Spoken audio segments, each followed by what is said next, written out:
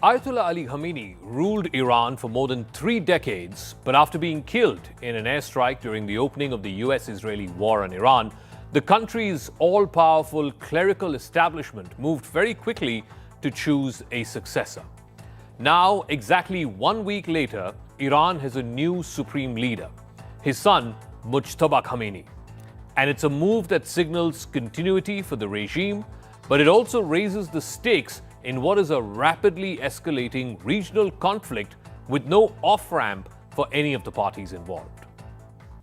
Now, here's why the selection of Mujtaba Khamenei is such a significant moment in Iran's story. It signals, number one, continuity, because he takes forward the legacy of his late father. He's got the same surname, Khamenei. It's also a hardening of the stand, and there is simply no off-ramp that's being offered, certainly from Tehran's side. Mujtaba is also less likely to make a compromise with either America or with Israel. In fact, if anything, the Revolutionary Guard Corps, IRGC, will have a greater say because Mujtaba, remember, served in the IRGC during the final phase of the Iran-Iraq war in the late 1980s. He has very deep connections with the IRGC. So if anything, this is going to be much more of a military regime rather than a clerical regime or a regime of religious or spiritual leaders. Now, this particular succession, what is also interesting is that it goes against the very grain of the Iranian Revolution that happened in 1979, which was against dynastic rule, which was against the Shah of Persia. The revolution stressed on the meritocratic system, that anyone who is best qualified to lead Iran, both religiously, politically and militarily, should become the supreme leader. That now has been upended, and it promotes dynastic rule with the elevation of Mujtaba Khamenei as the third supreme leader of the Islamic Republic of Iran. The Iranian clerical establishment signaled its desire for continuity by naming the son of the slain supreme leader Ayatollah Ali Khamenei as the new leader of the country. Mujtaba Khamenei, 56 years old, was appointed by a committee of senior Shia clerics, according to a statement published by state media. His father, Ayatollah Ali Khamenei, the highest authority in the country for more than 3 decades, was killed in a joint US-Israeli airstrike on the very first day of this war.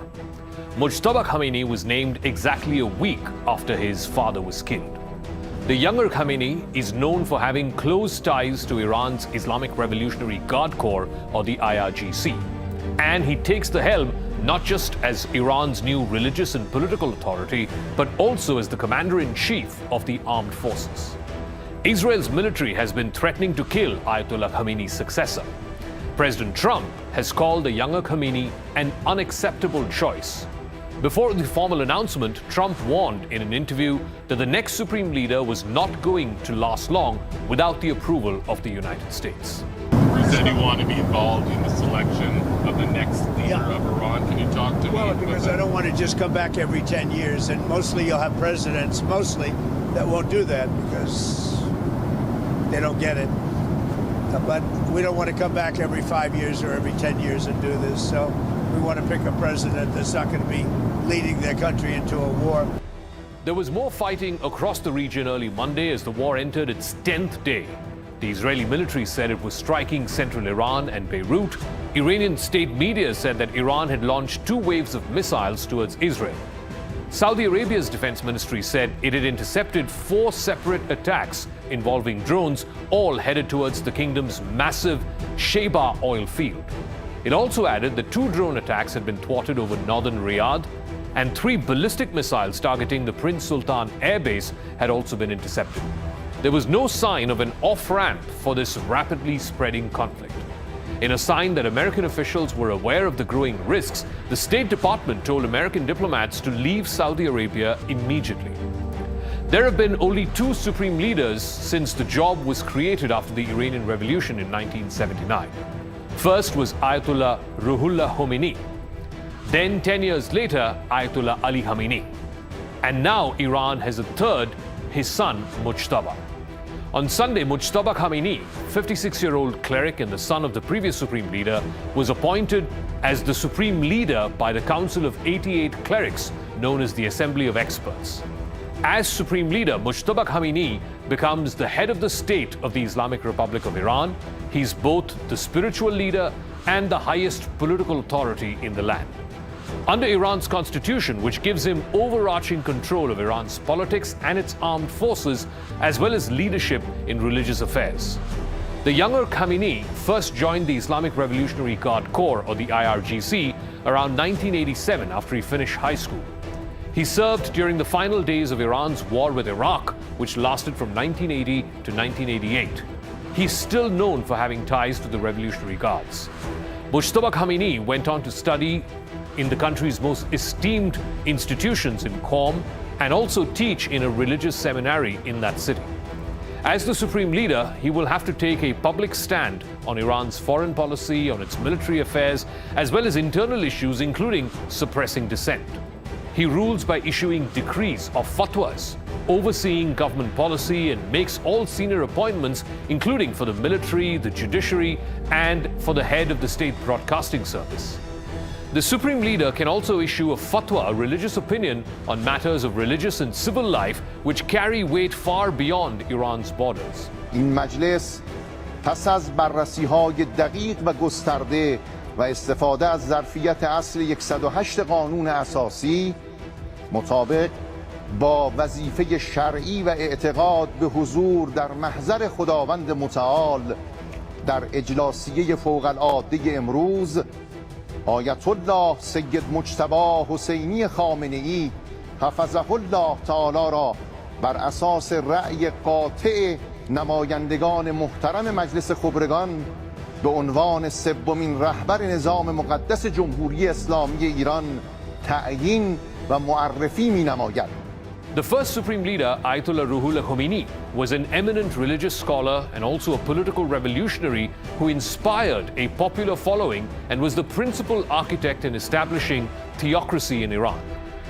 Yet when he died 10 years later in 1989, Ayatollah Ali Khamenei, who was less qualified as a religious scholar and did not command such a hugely popular following amongst the faithful, he was selected. Iran's constitution was amended at that time to stipulate that the supreme leader needs only to show Islamic scholarship. He nevertheless was a Sayyid, meaning he was from the family that descended directly from Prophet Muhammad, and he was accorded the title of Ayatollah with his appointment in 1989. Now his son can claim the same lineage. Ayatollah Khamenei ruled Iran for more than 35 years until he was killed when the United States and Israel opened strikes on Iran on Saturday, the 28th of February. Khamenei's legacy was of an authoritarian who sought to protect Shia communities abroad, but he brutally suppressed his own people. His killing was perceived as martyrdom by the faithful and sparked off anger and grief among many of the world's more than 200 million Shia Muslims. But at the same time, it was celebrated by many people inside Iran who were tooth and nail opposed to Khamenei's authoritarian rule.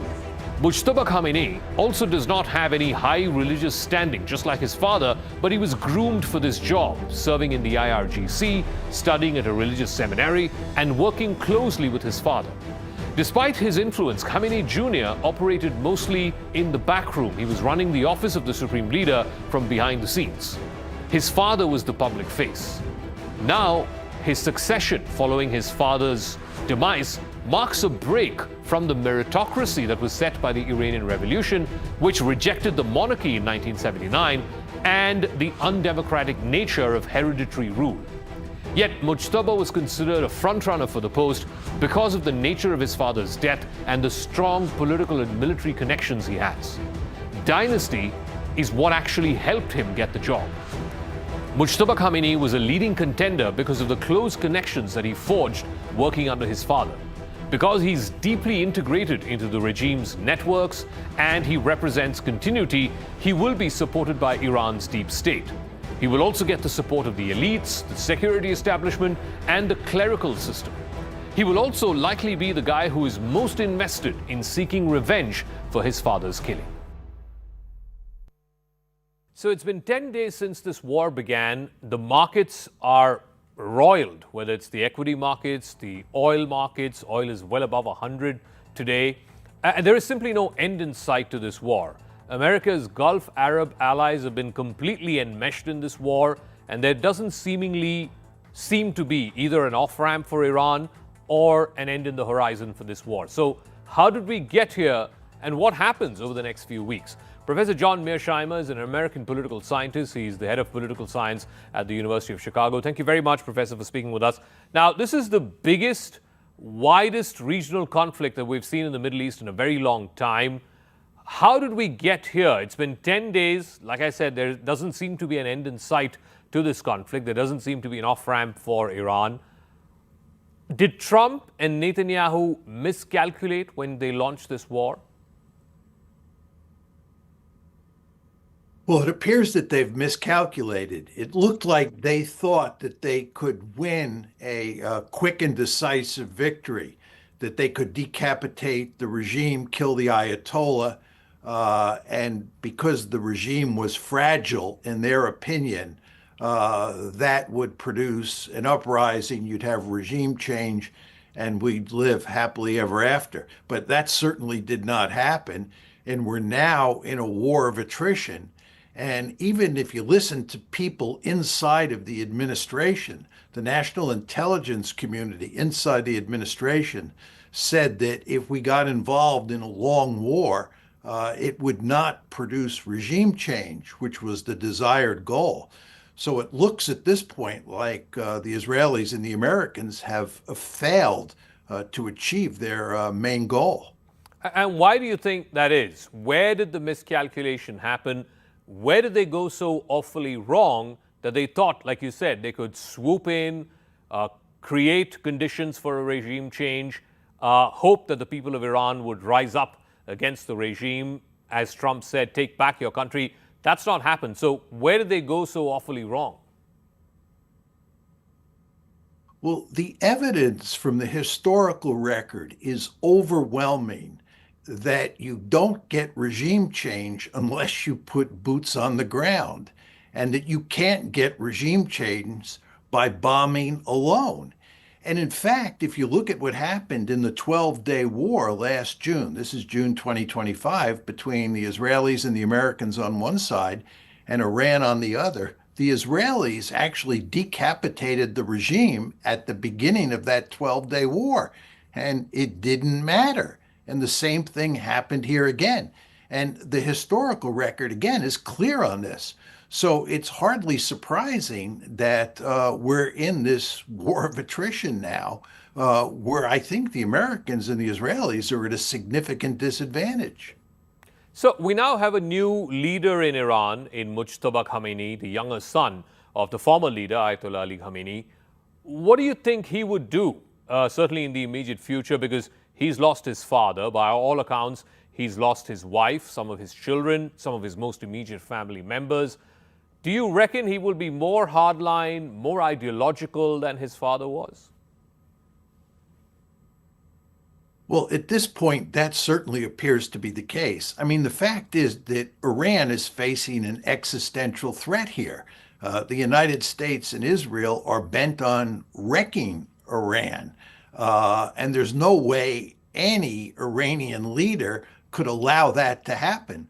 So I think the Iranians will fight like wild dogs, and that includes the new Ayatollah. Moreover, all the evidence is that he is more hardline than his father. And what's especially worrying from an American point of view and an Israeli point of view is that it looks like he will be much more willing than his father to have Iran acquire nuclear weapons. That's the nightmare scenario that we don't want. But if anything, what's happening in this war, coupled with the fact that we have a new leader in Iran who appears to be open to going down the nuclear road, this could end up having disastrous consequences on the proliferation front.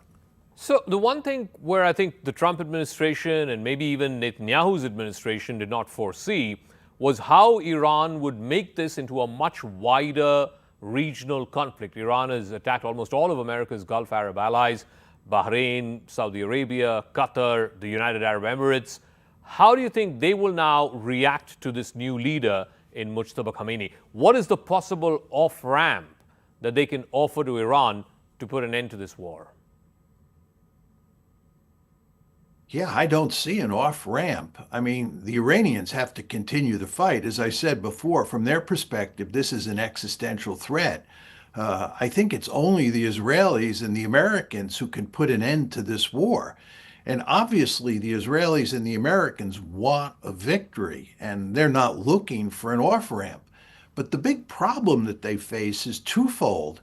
First of all, they're running out of air defense missiles. You want to remember in the 12-day war last year, the reason that the Israelis wanted to end that war after 12 days is that they were running out of defensive missiles. And it appears from the information that's coming out of Israel that the same thing is happening again this time, which is hardly surprising. And certainly the Gulf states don't have the capability to defend themselves in any meaningful way. And this situation, too, just gets worse with time. So that's one big problem. Okay. The other big problem is what this is going to do to the international economy. It's hard to say for sure, but you can tell all sorts of plausible stories about how we end up in a nightmarish situation if this war isn't shut down reasonably soon. So that's going to put tremendous pressure. Those two factors are going to put tremendous pressure on both the Israelis and the Americans to end this war.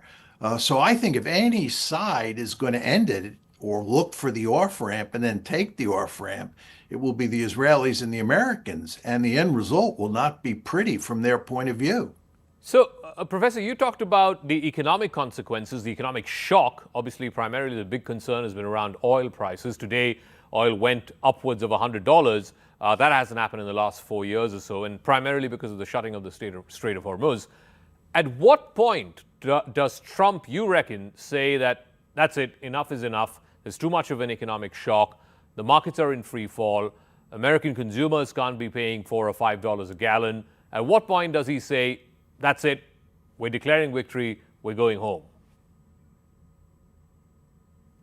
It's hard to say for sure, but the nightmare scenarios that people are talking about say that, this one can't go more than a few weeks before the damage to the international economy is so great that we're, on the verge of some sort of worldwide economic catastrophe. I mean, I don't think anybody can say for sure exactly where the cliff is and when exactly we fall off the cliff. But there is a cliff there, it appears, and it appears that we're moving toward that cliff. So this can't go on, in my opinion, for that long. Well, Trump has always been the anti-war president. He calls himself the peace president or the peacemaker president.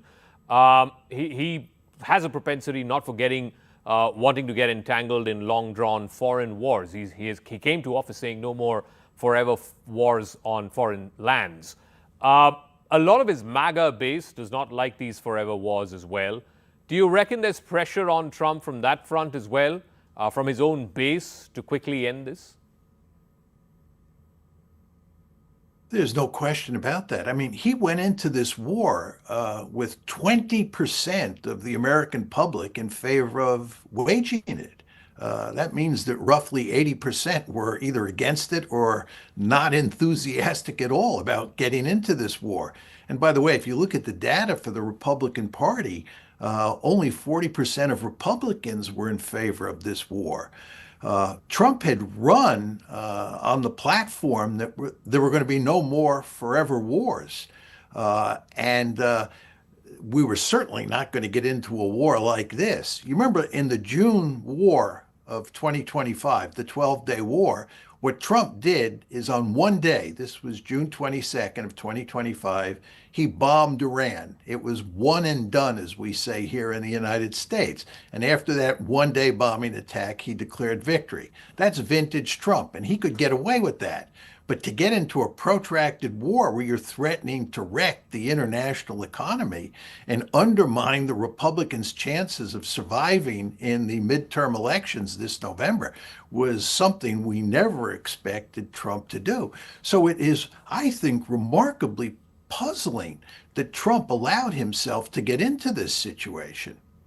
So what do you think is that one thing that you reckon Trump can then use to quickly convert this into a victory. He's probably already got that one thing, which is the killing of Ayatollah Ali Khamenei, a man who was a brutal dictator who ruled with an iron fist in quite an authoritarian fashion over the last 3 decades or so.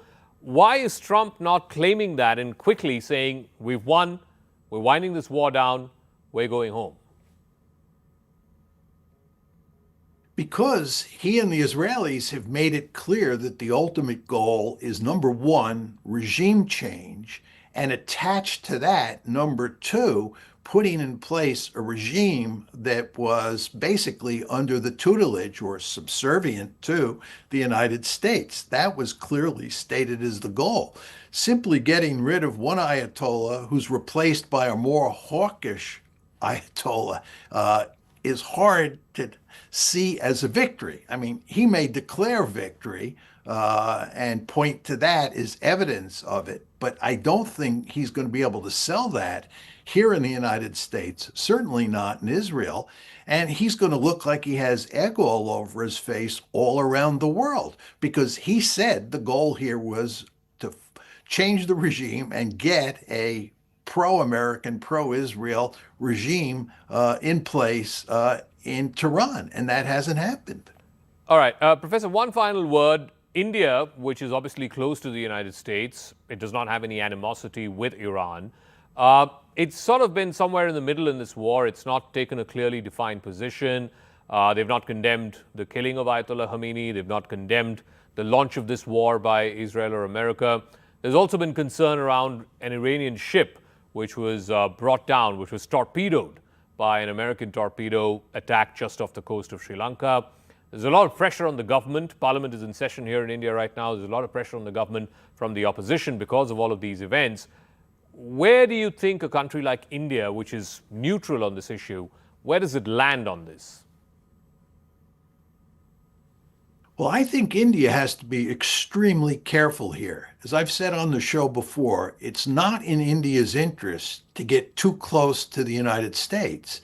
And if you look at what India is saying about this war, it looks like it is basically in bed with the United States. The Indians did not condemn the Israeli and American attacks on Iran. They did not condemn the assassination of Khamenei.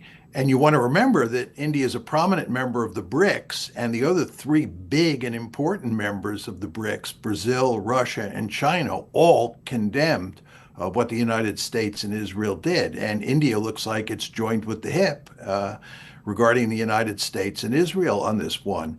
Furthermore, Prime Minister Modi was in Israel right before the war started, embracing Prime Minister Netanyahu, who was describing Mr. Modi as a brother. This is not good for India, in my opinion. And the whole business regarding the sinking of the frigate, which had been participating in naval exercises with the Indian Navy, is not good news for India itself. And then on top of that, if you think about what the Americans are saying about India today, you want to remember that India, according to the United States, has been given a 30-day reprieve to buy Russian oil. It looks like the United States dictates when India can buy oil from Russia. This is clearly not in India's interest.